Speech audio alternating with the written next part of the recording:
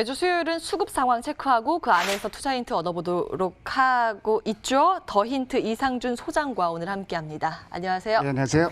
예, 놀라셨죠? 제가 왔습니다. 오늘은. 예, 반갑습니다. 네, 언짢으신 건 아니시죠? 훨씬 기분이 좋죠. 잘 부탁드립니다. 네. 일단 첫 번째는 중국 이야기를 좀 해보겠습니다. 중국에서 예상됐던 건데 억눌렸던 소비가 폭발했다라는 소식이 실제로 잡히고 있습니다. 특히 명품 많이 사고 있다고 하는데 에르메스 매장에서 일 매출이 최대가 이번에 잡혔다고 33억, 해요. 하루 33억. 그러니까 뭐 33억 한 원. 매장에서 그렇죠. 30억 원 네, 넘게. 32억 8천만 원. 아이고, 정확히 알고 계시네요. 예, 그러니까 뭐 너무 대단한 거죠. 이 용어가 사실은 근데 굉장히 좀 살벌해요. 보복적 소비 이러니까. 그래서 영문을 찾아봤더니 리벤지 스펜딩이렇더라고요. 이제 뭐 굳이 이렇게 살벌한 용어 쓰지 말고 이월적 소비, 참았던 소비 뭐 이렇게 표현하는 게 좋을 것 같은데 에르메스만 지금 그런 게 아니고 루이비통 매장 지금 뭐 완전히 뭐 난리가 났다고 얘기를 합니다. 그리고 고급 화장품의 대명사죠. 세계 1위 로레알 같은 경우가 중국 판매가 1분기에 중국이 그렇게 코로나가 휩쓸고 지나갔음에도 불구하고 중국 내 판매가 늘었고요. 2분기에는 작년 2분기에 비해서 10% 이상 증가할 것으로 예상을 한다 그러니까 지금 완전히 지금 눌렸던 소비가 폭발하는 듯한 모양새는 보이고 있어요. 근데 지금 제가 타이틀을 다시 생각해봐야 된다 이런 부분이 있는데 그 부분은 차차 말씀을 드릴게요. 예. 그리고 제가 이제 차트 하나 보여드리면은 제가 중국 술을 굉장히 좋아하는데 그 중에서도 마오타이는 아주 중국 술 중에서도 이제 최고급 술에 속하죠. 귀주 모테 소비가 늘어나다 보니까 주가가 지금 연중 최고치까지 올라가고 있어요. 이러다 보니까 정말 그 중국 경제가 빠르게 돌아서는 게 아닌가. 사실 중국 경제가 여러 가지로 좀 회복 조짐을 보이는 것들이 있습니다. 1분기 성장률이 마이너스 6.8% 기록했는데 이건 지난 지표잖아요. 3개월짜리 지표고 최근에 스마트폰이 그렇게 잘 팔린다고 얘기를 합니다. 2월 달에는 훅 스마트폰 판매가 줄었는데 3월 달에 판매량이 확 늘어났어요. 특히 이제 애플을 중심으로 많이 늘어났고 지금 차트에 보이는 거는 5G 폰 출하량인데 애플 중심으로 해서 애플 매장 중심으로 매장 재개장하면서 그 2월 달에 비해서 많이 늘어나는 게 아니라 12월이나 1월에 비해서도 좀 많이 늘어났으니까 굉장히 회복이 됐다고 봐야 될 것 같고 그리고 수출입 동향을 살펴보더라도 수출이 두 자릿수로 줄어들 것으로 예상을 했는데 한 자릿수로 줄어드는 걸 선방을 했고 자동차도 2월 달에 워낙 지금 판매가 확 줄었는데 3월 달에는 그래도 어느 정도는 회복되는 조짐을 보이고 있기 때문에 양회가 5월 15일 전에 개최될 것으로 보이는데 이런 거 저런 거 생각해 보면은 중국 경제가 빨리 돌아서는 게 아닌가 이런 기대감도 있는 건 사실인 것 같습니다. 예. 관련해서 어떻게 이제 투자 전략 세우면 좋을까 잠시 뒤에 질문 드리도록 하고 그에 앞서서 한국 상황 보겠습니다. 네. 중국은 일단 명품 외에도 주류나 말씀해 주신 것처럼 휴대폰 소비가 살아나고 있다라고 하셨는데 국내에서는 보복적 소비, 이연적 소비라고 하셨나요? 그런 게 잡히는 것 같지는 않던데요. 근데 요새 얘기 나오는 게 지금 이번에 황금 연휴잖아요. 월요일 하루만 휴가 내면 그냥 쫙 쉬게 되는데 그때 지금 강원도하고 제주도에 숙소가 지금 꽉 찼고 자리가 없대요. 비행기 표도 지금 완전히 꽉 찼고 이런 얘기 나오니까 우리나라도 지금 보복적 소비, 2월 소비가 좀 늘어나는 게 아닌가 이런 그 생각들을 할 수가 있는데 또 한 가지 이제 근거로 내세우고 있는 게 2월 달에 백화점 매출이 워낙 확 줄었습니다. 근데 작년 2월에 비해서요. 근데 3월 달에도 작년 3월에 비해서는 줄었지만 감소폭은 줄어들었다 이런 얘기예요. 근데 글쎄 감소폭이 줄어들었다 그래서 소비 심리가 살아났다 이렇게 볼 수 있을까요? 어렵다고 봐야 되겠죠. 모호하네요. 예. 그리고 이번 황금 연휴 때문에 좀 눌렸던 심리가 좀 여행으로 이어지는데 이게 지속성이 있을까요? 그거 보기는 상당히 좀 어려울 것 같아요. 특히 오늘 발표된 지표도 가처분 소득이 줄어드는데 소비가 늘어날 리가 없고 중국 관련해서도 한 가지 생각해 볼 부분이 있어요. 지금 중국이 은행에다 돈을 열심히 넣고 있습니다. 예금이 폭주하고 있어요. 그러니까 미래의 위험에 좀 대비한다는 얘기죠. 거기다가 중국의 1분기 실적 발표한 기업들 중에서 44%가 적자예요. 그렇다면은 이게 좀 명품에 대해서 소비 몰리는 것 같고 중국 소비 심리가 전반적으로 살아난다 이렇게 보기엔 좀 어려울 것 같습니다. 그래서 어떤 보복적 소비라기보다는 소비 양극화의 시각으로 보는 게 맞지 않을까. 우리나라 지금 수혜주들 많이 꼽고 있는데 수혜주를 찾을 때도 역시 그런 맥락에서 보면은 굉장히 좁혀서 봐야 될 것 같아요. 지금 관련주들 좀 보면은 화장품, 면세점, 의류까지 막 다 얘기들을 하고 있는데 글쎄요, 제가 보기에는 그 중에서도 좀 화장품으로 좁혀서 봐야 되지 않을까요? 그러니까 면세점까지 지금 보따리상들이 벌써 나올 것 같지는 않아요. 그래서 실적 확인 과정이 좀 필요할 것 같고 실제로 수급 상황을 보더라도 LG생활건강 정도만 수급이 상당히 좀 양호한 편입니다. 만약에 관심이 있어서 본다 그러면은 그 정도만 보면 될 것 같고요. 또 한 가지, 지난주에 반가운 소식, 한한령 해제 기대감이 또 나오고 있다 이런 얘기가 나왔었는데 관련주들 수급 보면은 그렇게 지속성은 없습니다. 그래서 좀 보면은 그 중에서 좁혀서 본다 그러면은 그 중에서도 스튜디오 드래곤 정도만 좁혀서 보는 게 맞을 거예요. 전체적으로 소비 관련해서는 관련주 찾기가 굉장히 좀 그 영역을 압축해서 봐야 된다. 그런 시각으로 접근해야 될 것 같습니다. 소비의 양극화 말씀 주셨는데 그건 원래 있었던 건데 예. 이제 코로나가 그 양극화를 더 벌려놨다라는 더 심한, 관점. 그러니까 지금 소비 늘어나는 게 명품 소비만 된다고 보시면 될 것 같아요. 비싼 거 아니면 아주 싼 거 이렇게. 아주 싼 거나 그렇죠. 맞습니다. 예, 그런 상황. 그래서 좀 잘 따져봐야 된다. 지금 시장에서 분석하고 있는 모든 섹터, 중국과 관련된 모든 섹터가 좋지는 않을 것이다라는 관점 좀 유의를 해야 된다라는 조언 주셨는데 일단은 그래도 그 안에서 볼만한 것은 화장품 그리고 컨텐츠 내에서는 1등주죠. 스튜디오 드래곤 지적을 주셨습니다. 화장품도 수급이 예. LG생활건강으로 좀 많이 쏠리고 있어요. 예. 아모레퍼시픽의 수급은 조금 좀 부진한 편입니다. 그 후가 중국에서 많이 팔린다고 하고. 저 화장품은 잘 모르겠는데 그런가요? 어쨌든 예. 수급 상황만 보면은 한 종목 집으면 LG생활건강이 맞을 것 같아요. 예. 이제 고급 브랜드, 화장품 브랜드를 가지고 있는 LG생활건강 언급 주셨습니다. 다음 이어서 수급 특징주 내에서 한번 힌트 찾아볼 텐데 4월에도 보면 외국인은 계속 이제 전반적으로 봤을 때는 팔더라고요. 하루 샀어요.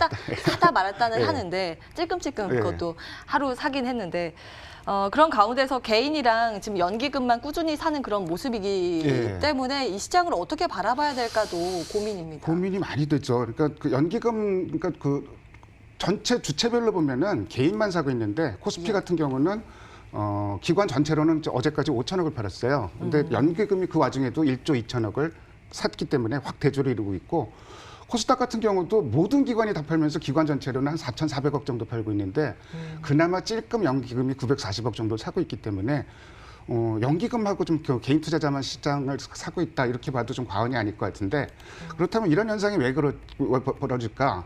증시 자금 사정을 보면 이제 그 확연하게 드러납니다. 예탁금 어저께 또 1조가 늘었더라고요. 그래서 45조까지 지금 오르라는데 뭐 50조는 금방 갈 것 같은. 그러니까 예탁금 보면 막대 그래프로 보이는 예탁금은 쭉 늘어나고 있는데 지금 빨간 선으로 그린 선 그래프는 주식형 펀드거든요. 주식형 펀드가 3월 달에는 돈이 좀 들어오다가 4월 달에는 지금 다시 정체 상태예요. 돈이 안 들어오고 있어요. 예. 그러면은 연기금 빼고면은 실탄이 없다는 얘기죠. 근데 연기금이 이제 뭐 지금 올해 주식 비중이 17.3%라고 얘기를 하는데 근데 참 그 묘한 게 주가가 빠져갖고 이 비중이 줄어버렸잖아요. 그래서 주식을 더 사야 되는 상황인데 지금 한 4조 원 정도 샀고 8조 원 정도 저 실탄이 있다고 얘기를 합니다. 그렇다면은 지금 상황에서 이런 수급 구조가 벌어지고 있는 거는 바로 이제 증시 주변 자금 사정 때문에 이런 현상이 벌어지고 있다. 이렇게 좀 이해를 하시면 될 것 같습니다. 그 증시 주변 자금 상황이 상당히 좋다라는 얘기는 나오는데 그거 믿고 지금 시장 좀 괜찮다라는 관점은 어떻게 보세요? 증시 자금 사정이 근데 이제 개인 투자자들이 사실 그 머니 무브라고 얘기를 하잖아요. 예. 근데 이거 굉장히 큰 흐름인 건 맞고요. 그리고 개인 투자자 여러분들 좀 승리를 하셨으면 좋겠고요. 근데 그 특징이 내가 주식 사겠다예요, 요새. 그러니까 남한테 맡겨갖고 펀드 못 믿겠다 이런 추세이기 때문에 예. 과거와 같은 수급 흐름상으로는 조금 다른 패턴을 좀 보일 수가 있을 것 같고 그렇다면 이제 중요한 게 뭘 사는지 연기금은 그 예. 부분이 중요한 포인트잖아요. 업종별로 봤더니 가장 많이 사고 있는 게 화학 업종입니다. 화학 중에서도 화장품주 사고 그리고 요새 유가 떨어지면서 수익적이 좀 기대가 된다는 게 그 석유 화학주들 얘기를 하고 있죠. 그쪽을 좀 사고 있고요. 그다음에 서비스는 뭐 사는지는 딱 짐작이 되실 거예요. 두 종목입니다. 카카오 네이버죠. 그리고 의약 업종 그리고 통신 업종 이런데 이 그 업종들별로 보더라도 그 특징이 어떤 특징이 있냐면은 예. 이 업종들은 코로나 사태에도 불구하고 실적의 어떤 변동성, 추정치 변동이 별로 없는 종목들이에요. 오히려 상향되는 종목들이고. 예. 그래서 이제 종목별로 살펴봤더니 화학업종 중에서는 역시 아까 말씀드린 대로 LG생활건강을 가장 많이 사고 있고, 그다음 LG화학, 롯데케미칼 이런 종목도 사고 있고요. 서비스 네이버 카카오 오늘 네이버 카카오는 오늘도 수급이 대단합니다. 두 종목 다 지금 잠깐 그 단말기가 좀 멎었는데 예, 네이버 네이버 실적을 카카오는 잘 예, 냈어요. 실적도 잘 나왔고요. 예. 오늘 현재 이 시각까지 지금 그 네이버 카카오는 쌍끌이 매수, 그러니까 외국인 기관이 동시에 매수가 갖고 있는 흐름으로 좀 판단이 되고 있습니다. 사실 뭐 그 언택트 효과가 상당히 좀 그 네이버에 많이 미쳤다고 볼 수 있을 것 같고 예. 의약은 뭐 셀트리온, 삼성바이오 그리고 통신 중에서는 SK텔레콤, LGU+. 이런 종목들은 지금 접근해도 그렇게 무리가 없는 종목들일 것 같습니다. 쌍끌이 매수세가 들어오는 쪽 눈여겨보자라는 관점에서. 글쎄, 오늘 같은 날 네이버, 카카오를 신규로 사기는 어렵겠죠. 네, 급등을 하고 갭상승으로 또 뛰어가지고. 뭐 갖고 계신 분들은 오늘 수급 상황 보면 더 갖고 가셔도 될 것 같아요. 예, 지속 보유 의견 한번 챙겨보도록 하고요. 인터넷 관련주 봤습니다. 이제 실적이 잘 나오고 있기 때문에 좀 긍정적인 평가가 나오고 있는 상황입니다. 자, 그럼 이번 주 주목해서 봐야 되는 수급 동향, 뭐 특징적인 부분들 체크해 주실까요? 그 코스피를 보면은 쌍끌이 매수 종목들이 몇 종목이 눈에 띄어요. 그러니까 예. 지금 그 대표적으로 삼성바이오, 그다음에 셀트리온, 카카오 이런 종목들인데요. 또 이제 코스피 특징을 잘 보면은 기관 사고 외국인 팔고, 외국인 사고 기관 팔고 이런 종목들이 있잖아요. 근데 매수 강도가 매도 강도보다는 훨씬 더 세게 나오고 있다는 것. 그러니까 코스피나에서 그 외국인이나 기관이 사는 종목들은 제법 매수에 좀 집중력이 있다. 좀 이렇게 보셔도 될 것 같고. 그래서 코스피는 기관 외국인 매수하는 종목을 상당히 관심을 갖고 좀 봐야 될 것 같습니다. 코스닥 같은 경우는 아프리카 TV에 대해서 이제 쌍끌이 매수를 하고 있는 점이 강하게 좀 확인이 됐고 있고요. 근데 그 특징적인 게 매수 연속성이 나오는 종목들이 나오고 있어요. 예를 들어서 이제 기관 같은 경우는 ENF 테크놀로지를 6일 연속 사고 있고 어제까지, 그리고 HFR 5G 관련주죠. 5일 연속 사고 있고, 그리고 외국인 같은 경우는 연속으로 사고 있는 종목이 거의 지금 4월달 들어서 이틀 빼고 연속 사고 있는 종목이 펄업 있습니다. 그래서 이렇게 한 번에 많이 사는 것도 중요하지만 꾸준히 사는 것도 상당히 수급 전략상으로 중요하거든요. 연속해서 사는 종목들은 관심 갖고 좀 볼 필요가 있는데 다시 한번 짚어드리면은 ENF 테크놀로지, HFR, 그다음에 그 펄어비스, 아프리카 TV는 최근에 또 뭐 기관 외국인이 동시에 사고 있기 때문에 수급이 상당히 좀 흐름이 좋은 종목으로 꼽을 수 있습니다. 예, 결국에는 뭐 인터넷, 5G, 게임 중에서는 이제 펄어비스 예외적인데 한 종목인데 이렇게 큰 틀에서 분석을 해볼 수 있을 것 같습니다. 현재 시장 상황에서 딱 1,900선 가니까 가지도 못하고 내려가지도 못하고 그 안에서 딱 붙어 있는 상황인데 꿀 발라놨나? 그래도 어제 보니까 대단해요. 우리나라가 글로벌 증시를 선도하는 느낌이 좀 들었어요. 어제 막 올라오는 지수가 올라오는데 막판에.